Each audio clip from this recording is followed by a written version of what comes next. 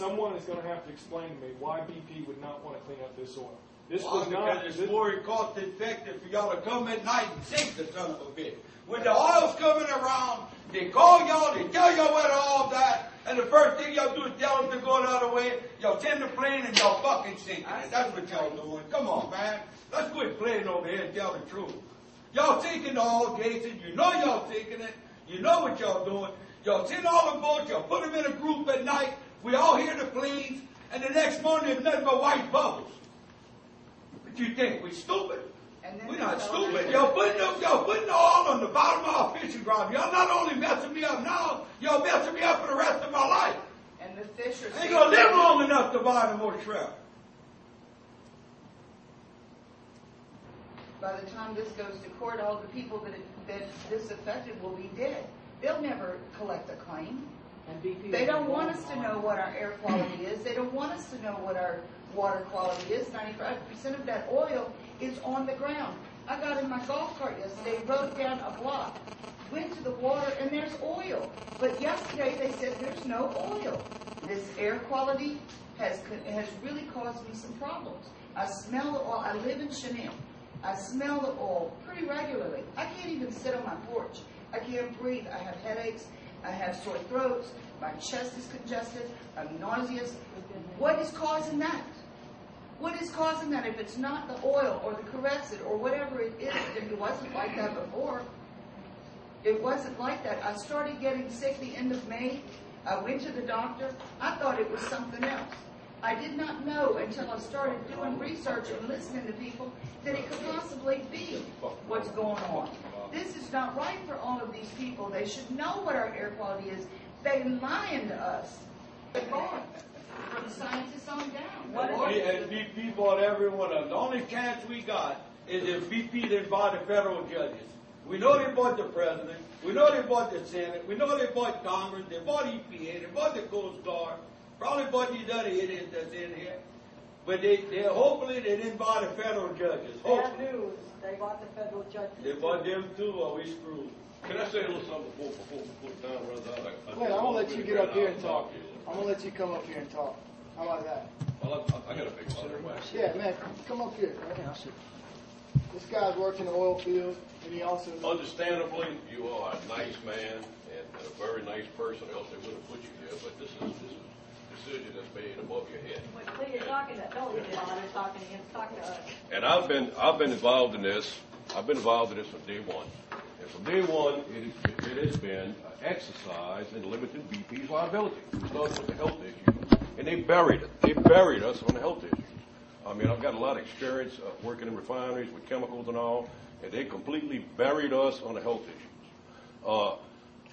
David has been knocking his brains out trying to get things done, and he's right, the federal government. I was with FDA yesterday, and I have heard, I've been with 4 cabinet members, I've been with just about every agency that God created that's in federal government, and I have heard so much ridiculous stuff from very intelligent people, very intelligent people. I'm sitting down with the FDA 2 days ago, Commissioner, I forget her name, and there was a question asked, not by me, because it didn't get my turn yet, are they testing for dispersants? Well, the answer was no, because we don't think they're there. I mean, this is a lady with a PhD running the FDA, the people who are responsible for the food safety in America, saying we're not testing for it because we don't think it's there. This is what I've been hearing from every federal agency that I've dealt with, be it the top man, be it whatever ones they send down. It's like they're just plumb dumb. People with PhDs just have no sense at all. And frankly, I'm really fed up with it. There's a concentrated effort to just make this thing stop. It's gone. We're not gonna, if you don't look for oil, you're not gonna find oil. All over here. I get emails every day from Tim Osborne. On today's email, there was a little section that said, if we don't find oil for 3 days, we're going to quit looking for it. We're going to stop these impact reports. And that's a total crock of baloney. God knows how many million barrels of oil out in the Gulf of Mexico right now. It's somewhere. Believe me, it didn't just disappear. It's not going to all go away overnight. We're going to have these problems. And the Feinberg plan, I've been to 3 Feinberg meetings already, and he is looking to limit BP's liability also, because all of these guys that risked their lives because it was an unhealthy situation and they weren't protected and got paid vessel opportunity money are going to be held, it's going to be held against them, and they're not going to be able to have a claim. This is bull. I'm never going to go for this. I will die. I'll go to my grave before that's done. And you can take that to BP, because I know BP is directed, Mr. Feinberg. And it's not going to happen. It's not going to happen. Like I said, everything is just, from my experience, I've been involved in this for 100 days. I was down in Plaquemines Parish on April 29th at Billy's office. There was no plan. I know what David went through, because Billy was going through it up front. There is no plan. They sent down 30-year-old technology for our people to go out there and bust their butts trying to clean this stuff up. And all they did was misdirect them and put out a bunch of stuff that doesn't work. They sprayed the oil. They still spraying the oil every night. I agree with Dean. It's happening everywhere in the Gulf right now. It's coming in under the boom, and it surfaces. It's not going away. And you're not going to walk away from this. We're not going to let you. I won't let you. I'm sure David won't let you. You have a responsibility for what you did and what your company did. And I'm not being personal with you, because I know you're a nice guy. That's why you're here. The bad guys are somewhere else. Yeah. But this is not going to go away tomorrow. You can't turn your back on it and all of it goes away. I've heard that you're ready to open all the fishing grounds. Come on.